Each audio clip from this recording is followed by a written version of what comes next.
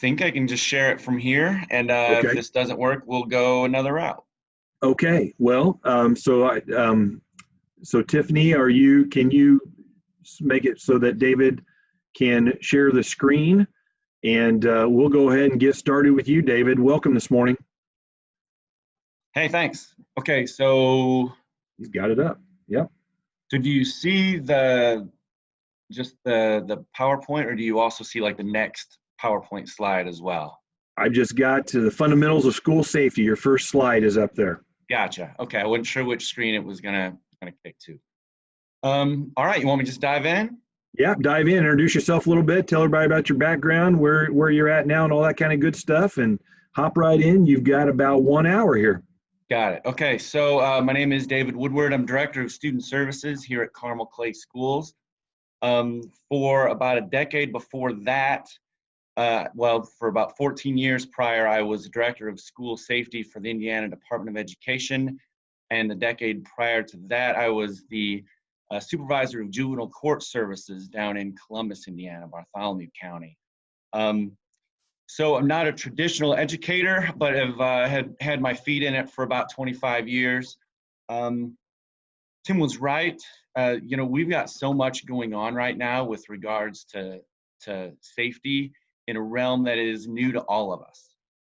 So I'm going to talk about the fundamentals of school safety, but I know everyone has COVID-19 kind of on their minds. And so just to touch on it, I'll say that we've talked with Dr. Box from the health department, Indiana Health Department, the lead medical professional.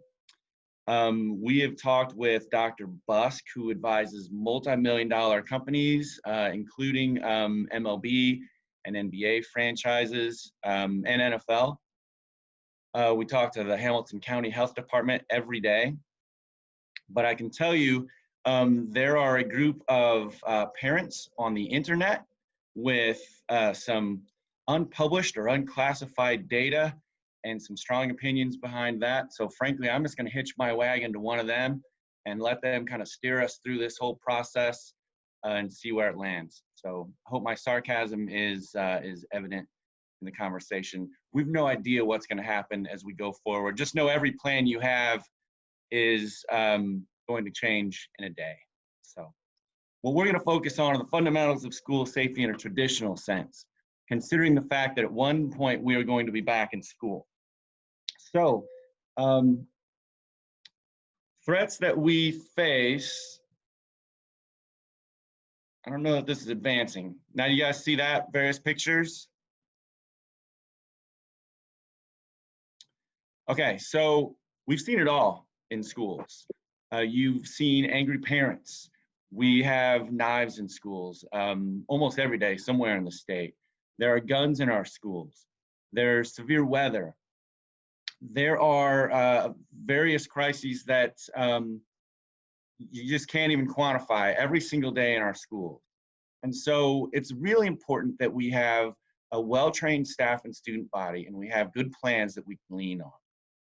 So first thing I'm going to talk about is we're talking for an hour. I urge everyone to get additional training. I urge you or someone on your staff to become a school safety specialist. It is a 5-day training program for basic training, and there are 2 additional days of training required every year. And the reason for the 2 additional days is because the threats to our schools change, and therefore the training. So it's extremely important that you have someone who is getting the most up-to-date training that's out there and available. I want to talk a little bit more about that program. It doesn't have to be an SRO. In fact, I suggest it not be. It's good if you have a school resource officer and they get their own specific training, and I'm a huge fan of cross-training. I think they should also become safety specialists. I think they should get training that your educators get, and vice versa. I think your educators should get training that our law enforcement partners get. However, this training is not specific to law enforcement. You should have a school administrator who is trained as a school safety specialist. And I suggest it be an administrator rather than, I've seen some people just send teachers, bus drivers. I've literally seen maintenance supervisors, you name it. But it needs to be a decision maker. And it needs to be someone who can actually take the training and implement it and train their staff. This is absolutely zero cost. The only thing it costs is time out of the building. But it's 5 days, 3 of them on site, 2 of them can be conducted online, and so they don't actually miss any time. So really you're missing 3 days of time out for an administrator. The basic training has always been huge. I'm not exactly sure how they're going to do it this year, but I know registration is open now. Advanced training has, thousands of participants at this point. So it's really solid training. They also go out and do safety reviews, but better yet, they'll teach your staff to conduct their own safety reviews. So I think it's just really valuable. There are different things that they'll cover in this training. Hold on, I'm going to adjust something. They will talk to you about creating a preparedness plan, a response plan, safe and effective drills, how to conduct your own site survey, a building's site review for safety. And we're talking not just how to lock the place up, but we're talking slips, trips, and falls. I mean, things that people get hurt and can cost you tons of money that can also impact your school community. Safety at extracurricular events, of course, bullying, gang initiatives, it's still common in some areas, trends in drug use, working with the media. We realize that how you handle the media in a crisis can exacerbate your crisis. If it's not handled a certain way, then suddenly your community can start going kind of off the rails with regards to what the real crisis is.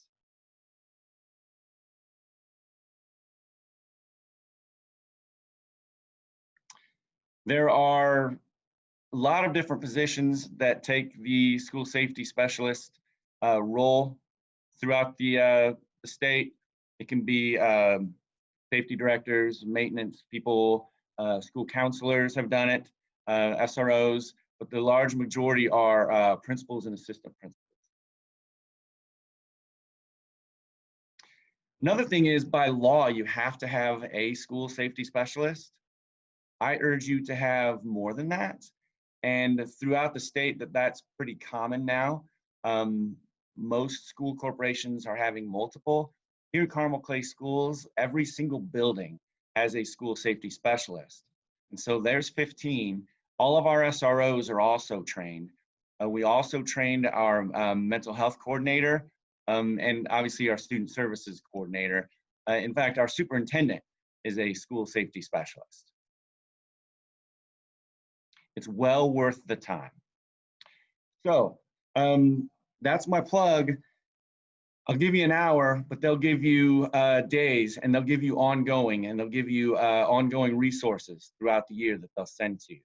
Now, I have a quick video that I don't think is going to work. So Tim, I'm gonna play this, and you tell me if there's sound, and if there's not, that's okay, because I can still get the point.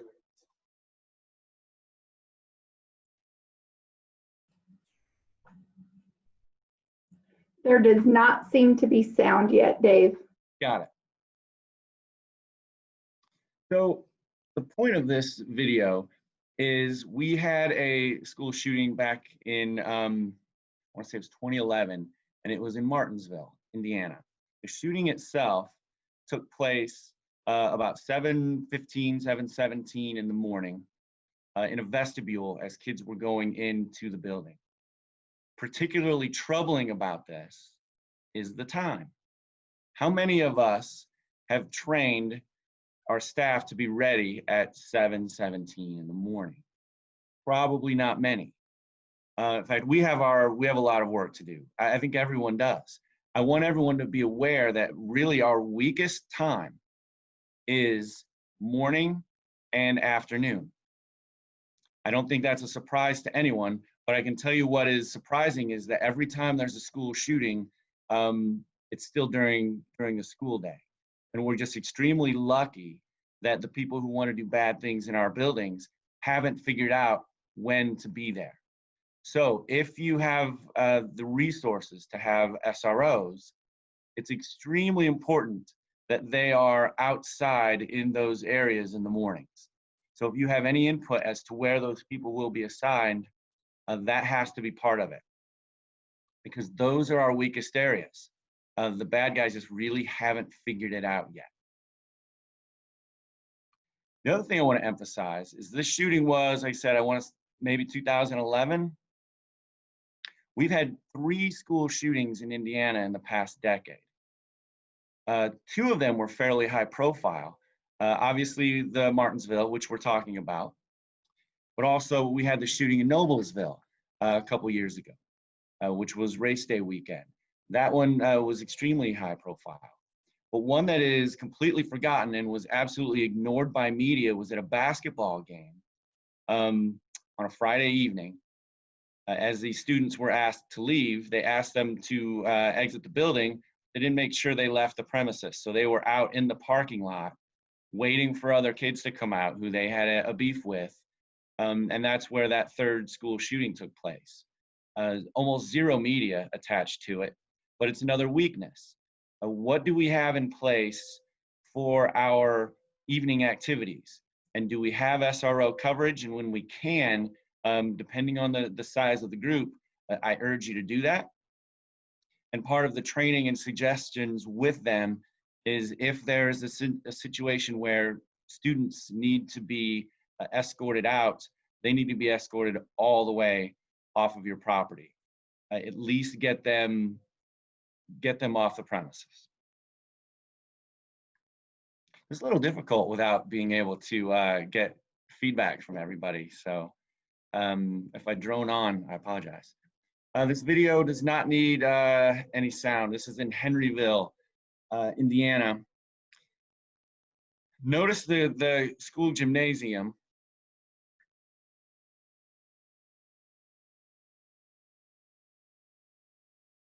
Pretty much now you see it, now you don't. And throughout the state at that time, people were still putting students in areas that had been just places that they put kids forever. And I'd even reviewed some safety plans where for after school extracurricular activities, their plan was during a severe weather event, they put everybody in the auditorium or the gym.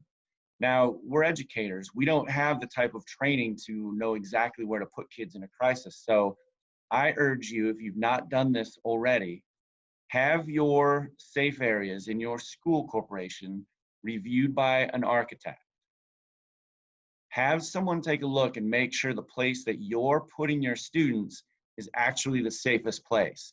Because a wide span roof like a gym or auditorium or cafeteria are not the areas that you want to put them. Now, some of our buildings simply don't have a safe place. So you want to find the safest place that you can identify. This is a hallway. Let me see if this video will play as well. So in Henryville, they actually had sent all the kids home because they had pretty good intel that the tornado was actually directly on its way to their building. It's not something we normally suggest. By grace or whatever, in this case, it worked. Typically, your school building is one of the safest places. But if you'll notice, the hallway where they were going to put the kids would have been in this hallway, is absolutely destroyed. So again, what I urge you to do is have your safe zones reviewed by a professional, rather than just use the place that you've always used for 3 decades. Also, with regards to new construction, make that a point of discussion when you're building new school buildings, because I'll tell you, some of these new buildings are beautiful, but they're all glass, and they're absolutely impractical with regards to a tornado. So have that discussion with the architects as the building construction or the discussions are beginning. One thing I always say with this video, this is an amazing testament to whoever the technicians were who put this camera in. because an F4 tornado hit this building and that camera is still just swinging. One thing with Henryville, one of the things that happened was, so they sent all the kids home, but they had a bus that actually couldn't get the kids delivered. The tornado literally bearing down on them. They returned to the school in time, and they and some staff who were still in the building basically hunkered down in like the principal's area, which they thought was probably the safest at that time, and it was. And so when they came out, one of the things that they'll tell you is the smell of gas was so strong because it had broken the gas lines. And so who in your building has the ability to shut your gas off? And do you have redundancy there? Do you have more than one person who knows how to turn your gas off? With our building templates, we actually had our school safety specialists update their safety plans last year when I came. And so there are actually pictures and instructions on how to turn the gas off in each of our buildings. So if for whatever reason we don't have maintenance available, someone has the ability to do that. Now at our high school, we have, I mean, this thing is huge. So there's basically a team of maintenance people who would be able to do it. But some of the smaller schools, our elementaries, they need to know how. This is a bus that was literally picked up and dropped off across the street into a diner. So when is the most likely time for a tornado to hit in Indiana? It's afternoon.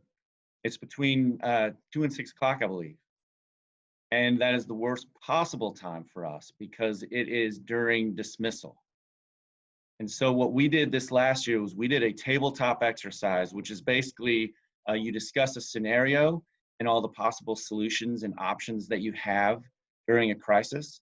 And we did this with all of our safety specialists. What do we do if we have a tornado warning and dismissal is coming up? And so there's a lot of variations to this, depending on where you are and what resources you have. But what we've determined is we're going to keep our kids and we're going to allow parents to come in and get to a safe place, but we're not gonna be able to find their kids if they're gonna wanna take them because they're all gonna be in a safe place. Or we're gonna stay put and we're gonna delay. Now, the key to that is communication because we want our parents to be safe as well. Tabletops like that are available through the state. I created the one that we used here, but there's a lot of them that others have created all around the state, and they're all available through the School Safety Specialist Academy as well. So everyone has a safety plan. Hopefully it is better than screaming, help, help. We need to be able to rely on something in a crisis because I'll tell you what you won't be able to rely on is your own calm thinking because frankly, you won't have it. You have 8 million things going on and 8 million people in your ear. You need a plan and you need something that you can reference immediately. I urge you to have your plan that has just the functional protocols in it. Hit the high points because a lot of that can be generalized to other things. So have your lockdown, have an evacuation and a reverse evacuation. Basically, how do I get kids back into our building as quickly as possible? Where do we go for weather? Who's in charge, and who would be in charge if you're not there? Because it's really important that you have more than one person with a safety mindset and knowledge of what your safety plan is. Because I can tell you, when a crisis hits, you will not be there. That's simply how it works. While I worked for the state, there was the Martinsville shooting, the Henryville tornado, we had several people stabbed. We had the shooting in Noblesville. Not one time was I sitting in my office ready to assist people. So other people in my office actually were deployed in some cases because you as the leader are probably not going to be there. So, and my role at the state was very little in all of this, but you in the building, it would be extremely huge. So have a backup, have redundancy, have people trained who know your plan inside and out and are decision makers.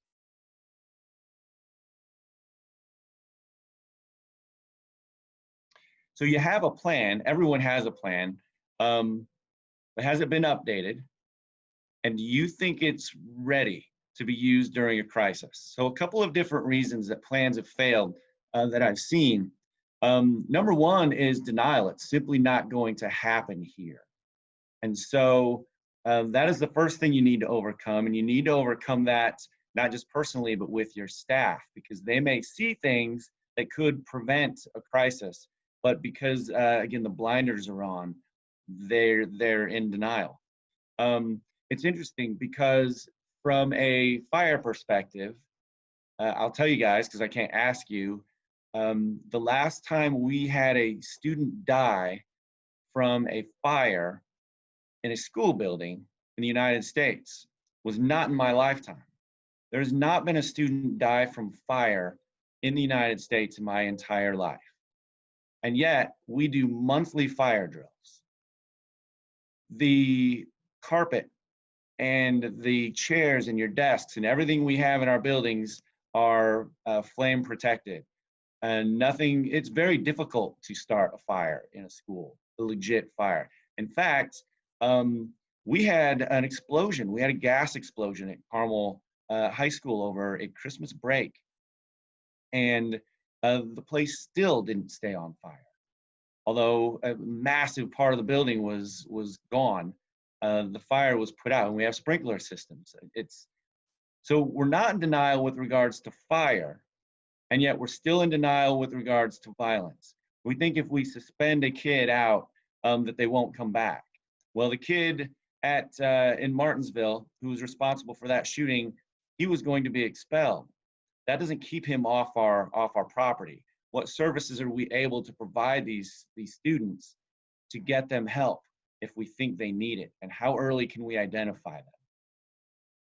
I urge you not to rely on templates. When I was doing safety plans, I would literally look through a plan, and I'll just say from a building, because I think I saw Scott Kovach on here. If I would see a plan from Concord, it would say Jimtown High School on it somewhere. So clearly Concord was just cribbing off of Jimtown High School. And so you need to have it developed specific to your building. Don't rely just on templates. Also, develop your plan with your first responders, because if a group of safety specialists or educators creates your safety plan, but it doesn't jive in any way with what the actual law enforcement response would look like, that is bad. Make sure your law enforcement partners are on board and actually have input with your safety plan. I think it's also really important that you have a usable plan. So, for example, we have a crisis communications plan. And so in this, there are tabs. So I can basically, if we have a crisis, I can pull up pretty much anything that I need. If it's a bomb threat, it's here. If there was a gun in school, it's here. If there was a bus crash, it's here. I have wording already. Now that's just for crisis communications, but for an actual crisis, it's the same thing. Make sure that your plan is very easy to use. I can tell you during a crisis, your dexterity, your thinking, everything is going to be gone. So make everything easy access and easy reference. So make sure you have proper formatting and everything indexed appropriately. And then people have to be trained. If you have a plan and it sits in a binder on a shelf, that doesn't mean anything to anybody.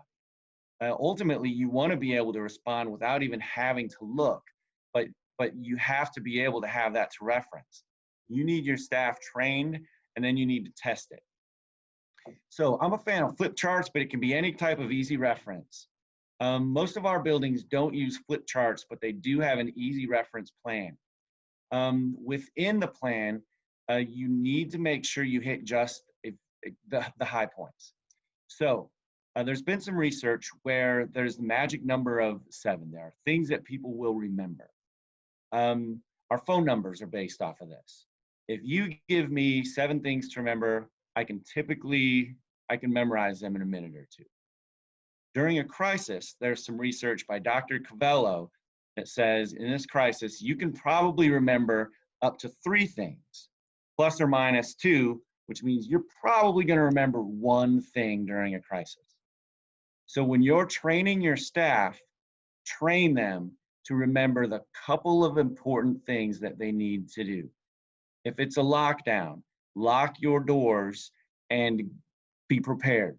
Some of our buildings are ALICE buildings throughout the state. All of Carmel Clay schools are. And so we teach them options. So basically during your drills, teach them options. Be ready, be prepared. So the implication for our safety training is when we're training staff, get them the high points. They don't need to know 10 different phases of a plan. They need to know just the important pieces for survival for them and their students. I urge mandatory staff training. In some buildings, if you can have attendance and sign off, always collect old plans. We distributed new plans 2 years ago. And so the key is that you don't have old plans floating around, because I'll tell you another thing to worry about besides just the body safety is the litigation. And if you have a teacher or any staff member who can say they weren't trained properly or they were referring to an old safety plan, you're done.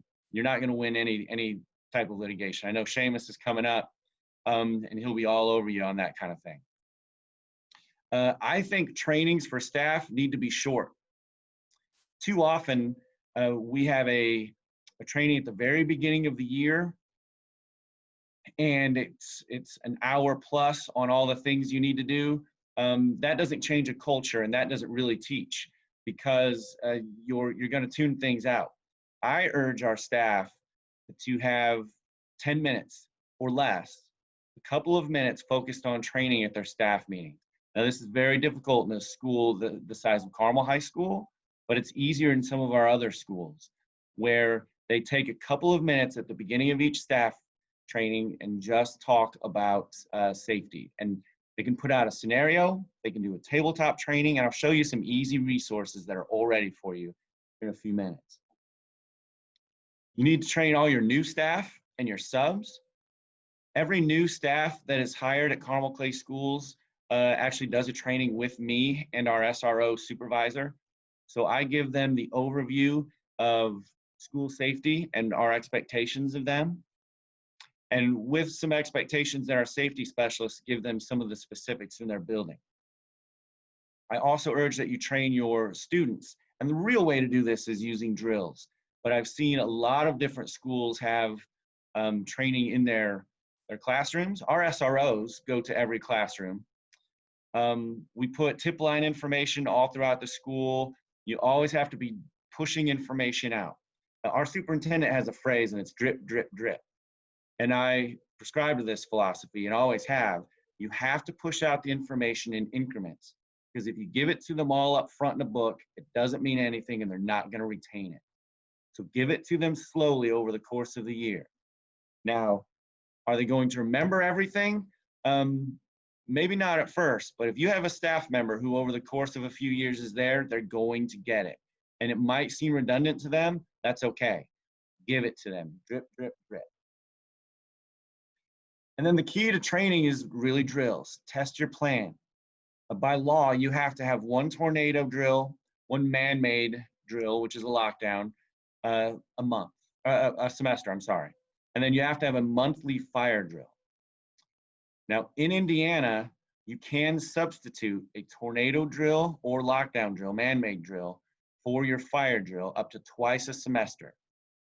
I urge you to do that because, again, how many students have died in a fire in America in our lifetimes? None.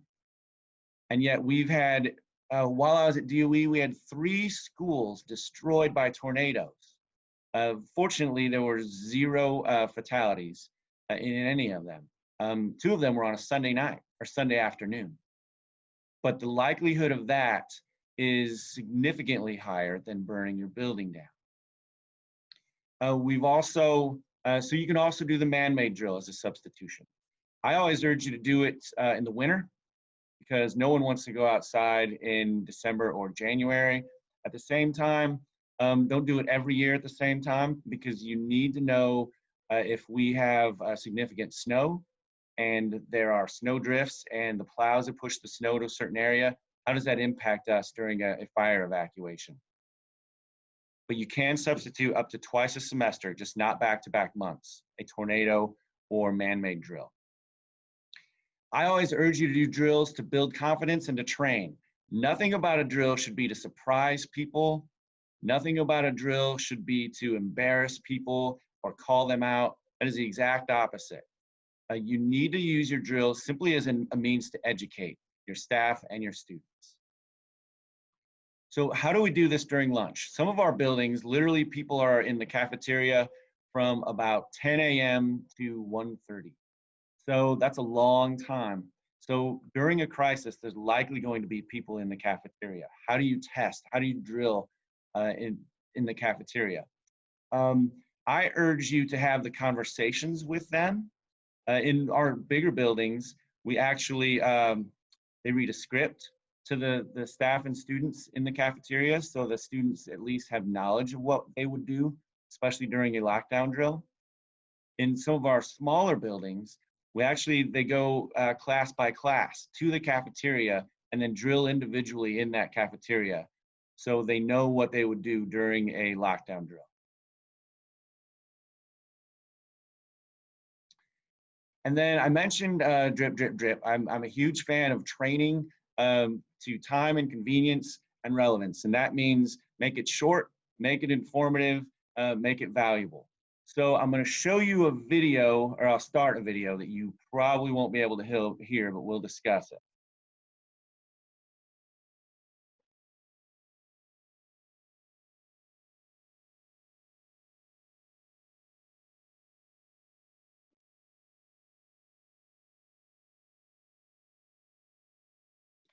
He's basically saying he has a meeting with a staff member.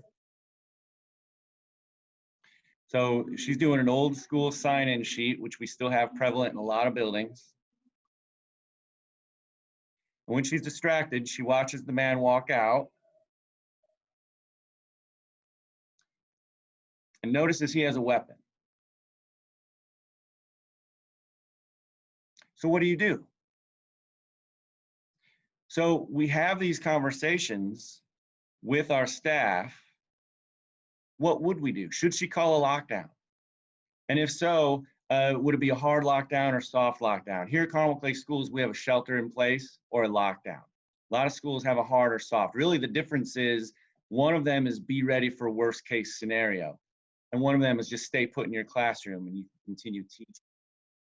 But are your front office staff empowered to make that decision to call a lockdown? And is anybody? What do you do in between classes? Should she call 911? Should she go after the guy? I mean, certainly I don't think so. I see any crisis in a school much like I see an airplane flight, where they say the cabin may lose pressure and the mask will drop down. What do they always say? Put the mask on yourself first and then help others. So get yourself safe and then call a lockdown and call 911. But that video, and I'll say there's about 30 of those that are available, and it's all through the DOE website that were developed specifically for brief, relevant trainings. Videos are about 30 seconds. The conversations and the considerations, the points to be made are already there. So they have handouts ready for you. You don't even really have to prep. Just show the video and have the conversation, and it's an easy training tool. It's ready-made.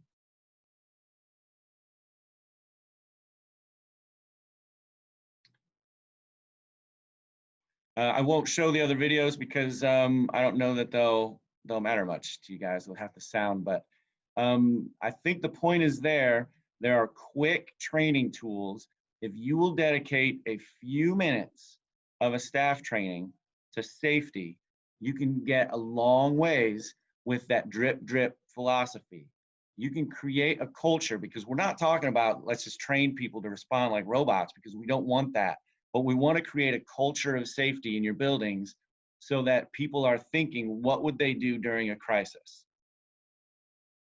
So now let's talk about access control. Basically, we want to protect our buildings. And so You know, I'm a big fan of keeping vehicle away from our students. It is really important that we understand what's going on around the world. So over the last couple of years, vehicle attacks have gotten to be really prevalent in other countries. And so I've been to schools where you could literally drive up and right to where the students are walking during, basically during any time, during recess, during their walk to their cars. And we have a lot of work to do in that regard as well. But I'm a huge fan of protecting them from vehicles. It could be an accident, it could be on purpose. Signage is really important. I call this a velvet rope because you can always ignore anything, but there are people who are on the fence. And so there's a continuum of thought process that leads to violence. And if you're coming from the outside and you see signage, you see an SRO car out front, you have to buzz in. The person who buzzes you and asks you some questions. Any one of those points could make someone think twice. I'm going to skip the video again because no sound. Visitor management.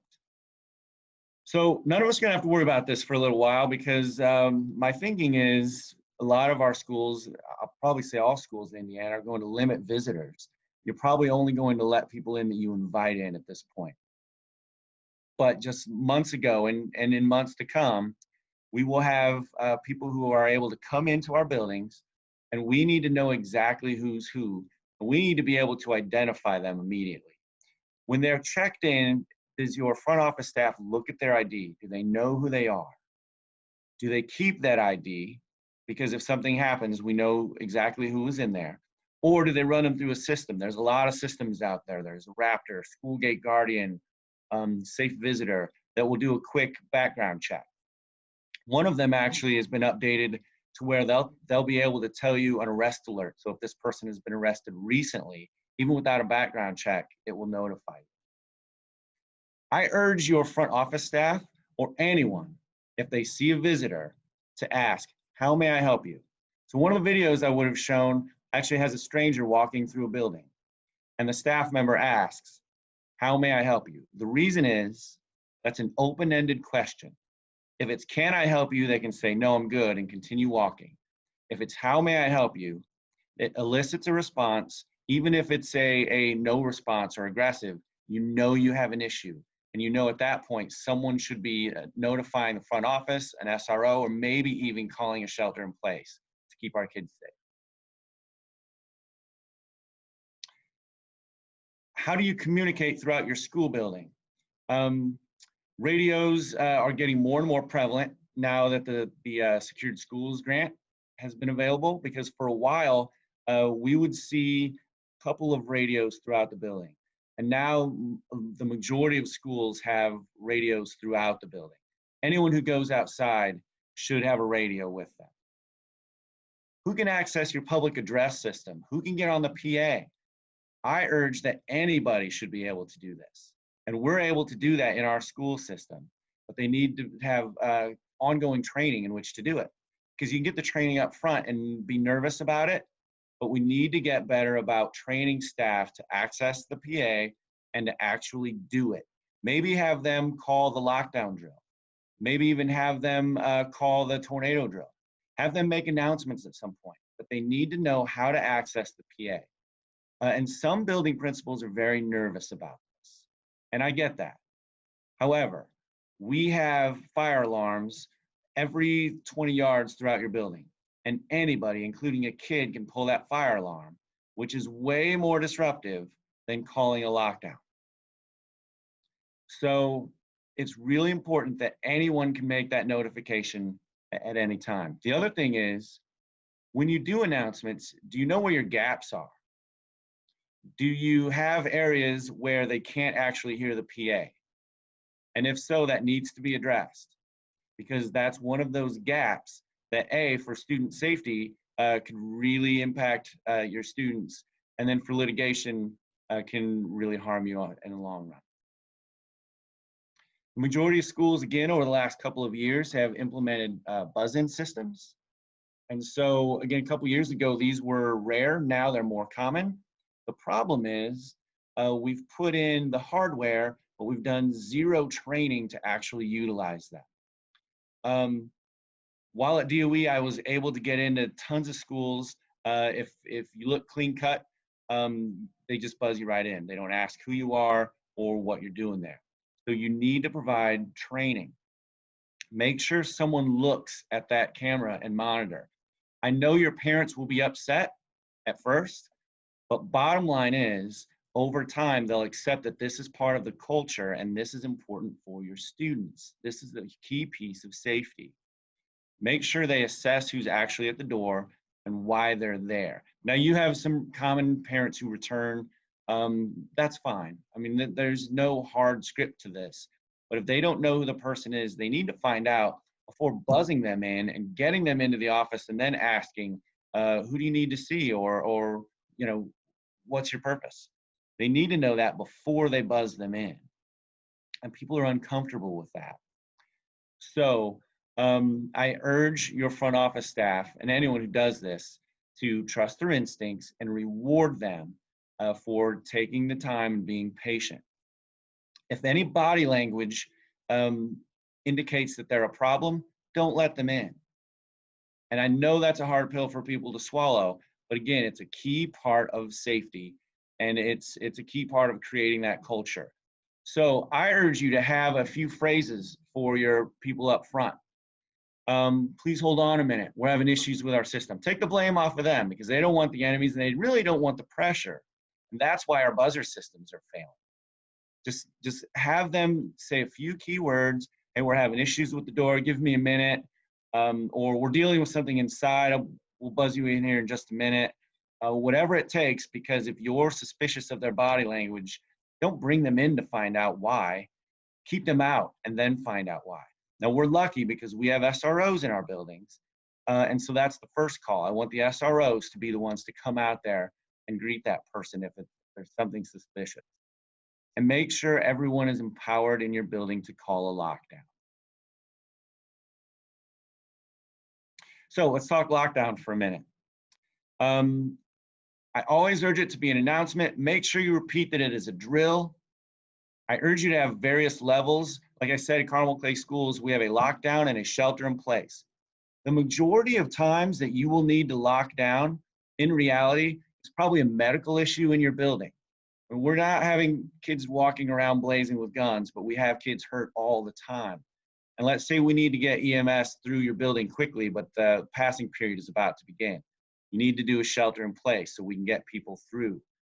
At the same time, make sure that you do more than just a shelter in place drill. We have to have full lockdown drills so people understand what they would do.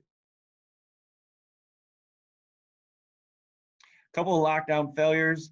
I mean, I wish I could be face-to-face with you guys and ask, does anyone still use codes? Mr. Woodward has lost his keys, those kinds of things. Don't do those. Just be upfront. Just say, this is what's happening, because kids are smart, and the only people that you will trick will be your subs or your staff who aren't paying much attention. So be very clear in your announcements with regards to any lockdown. There's been some research that says up to 70% of the time people are not calling lockdown because they didn't see a gun. When you see a gun, it is way too late to call a lockdown. So urge your staff, teach your staff, empower your staff how to use the PA, use the PA, call lockdown when it's necessary. If it's nothing, it's nothing. You've lost a couple of minutes of instruction and you have a lot of chatter. But I'd way rather have that than have an actual incident where no one called a lockdown. If you guys remember Parkland, that's where the young man came in. He'd already been kicked out of school. They knew he was trouble.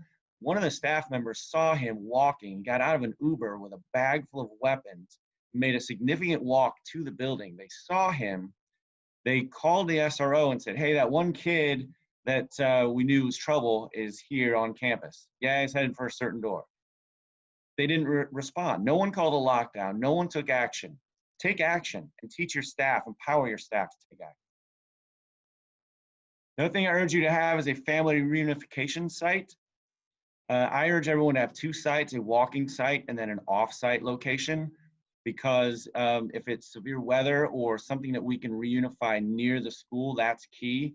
But in some cases, sadly, what we've seen is it becomes a crime scene. And so we need to leave the school premises completely. So you need to have an off-site location for that. And at that off-site location, you need to have a media staging area. You have to have somewhere to have the difficult conversations with parents and some counseling areas as well. So what we've done is we've established some partnerships. We've used some mega churches here in Carmel. You know, a couple of our schools are just really huge. So some of our churches look like a Costco, like they're just massive. And so we can fit 4,000 and 5,000 kids in there. Another thing with reunification, if you're in Alice school, if your kids are taught to scatter and run from a crisis, that's okay.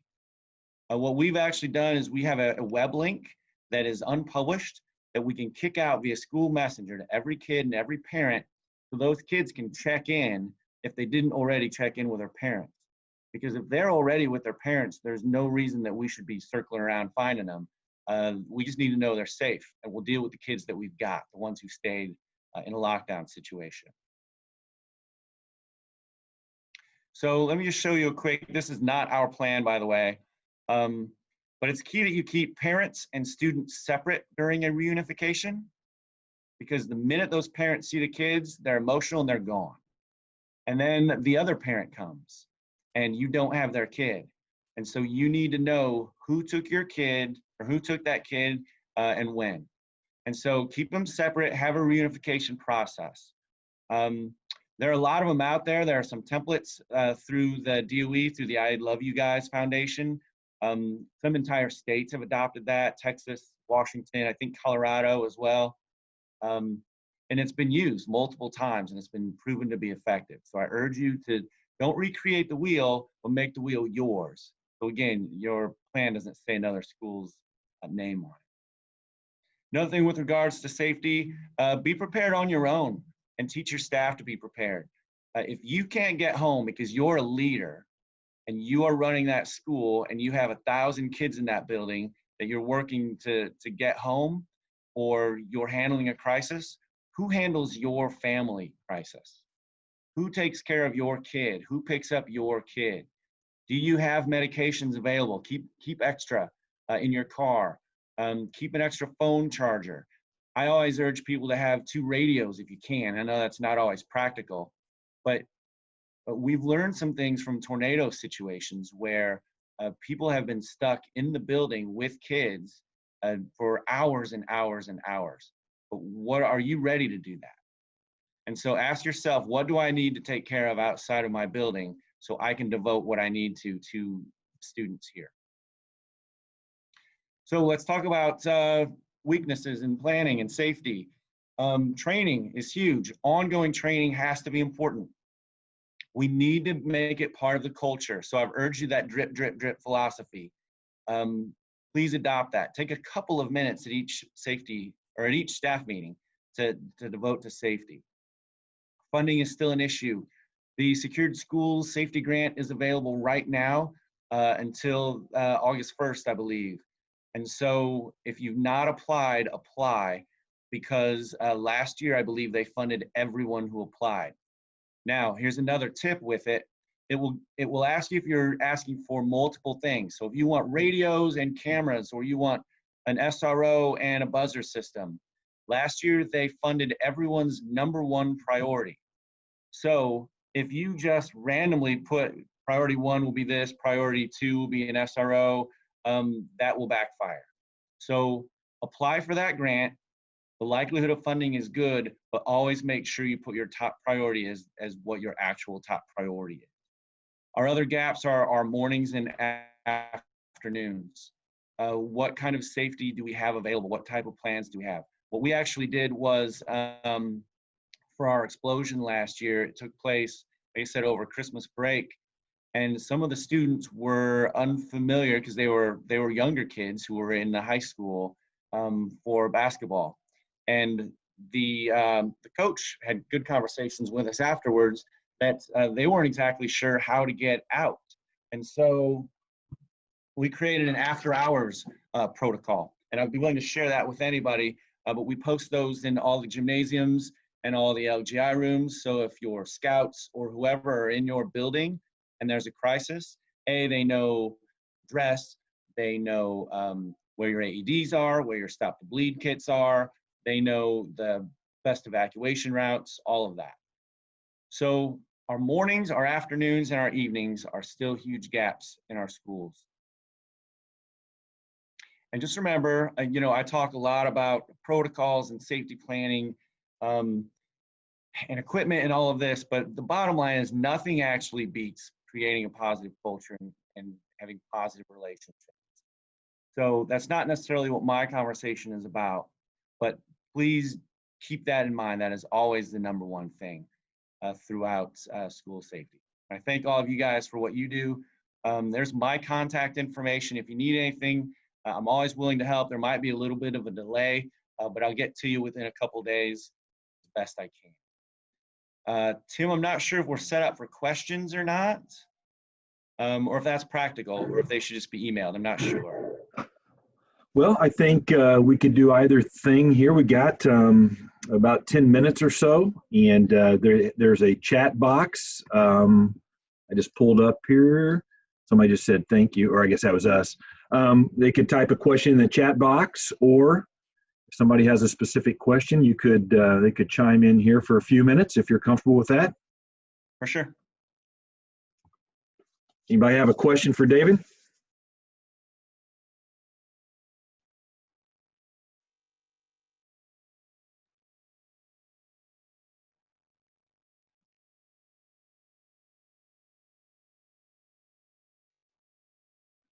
See, people have come up to their screens. I don't know if they're unmuting or. Yes, we are. Can you hear us? Yes. Hello, hello. Hi, I have one question for you. I've never heard of a soft lockdown until you mentioned it. So can you talk a little bit more about what a soft lockdown is? Yeah, absolutely. So a soft lockdown, or what we call it here is a shelter in place, is literally keeping the students in the room, and you can continue teaching, but everyone knows that there's something going on outside and they just need to stay put. I think it's really important to have one, because otherwise people are very nervous about calling a lockdown. No one wants to be wrong. But if you know that you can call a soft lockdown or call a shelter in place, and education continues on, but the kids aren't out and about, I think that will empower people. How long has that has that terminology been around? Soft lockdown, that kind of stuff. Gosh, since I've been at DOE for sure, so 15, 16 years probably. Really? Wow, because I've only heard students have to be absolutely silent, you know, can't be visible from a window or door. I've never heard of a soft lockdown. So. Yeah. It's important that you have the lockdown. I mean, that's key for safety. Yeah. But the majority of instances that we have, you continue to educate and keep people in there and locked up. Now, in our schools, we actually are kind of in a soft lockdown at all times, because all of our doors are closed and locked during instruction. But it's still important to have, because if it's a passing period coming up, we need to be able to keep those kids in and have common phrasing in which to do it. Thank you. Yeah, and David, I could give a real life example. When I was a principal at Speedway High School, you know, we had the soft lockdown, but we would have situations every once in a while, just because of how small the town was and the proximity of everything. You know, if there was an issue, you know, I can remember one time a store had been held up and the people were fleeing. So the police contacted us. We put our building on a soft lockdown because that kept the PE classes indoors, and we made sure that, you know, we just kind of kept an eye on all the doors, the exits and everything. But it was school as usual inside. If the bell rang, you know, we did passing periods. We just kind of kept everybody indoors. So that's an example of when you would use a soft lockdown. That's great. Yeah. Hello, Tim. How are you doing this morning? Good. How are you? Doing well, thank you. We've got about 5 minutes, ladies and gentlemen. If you want to do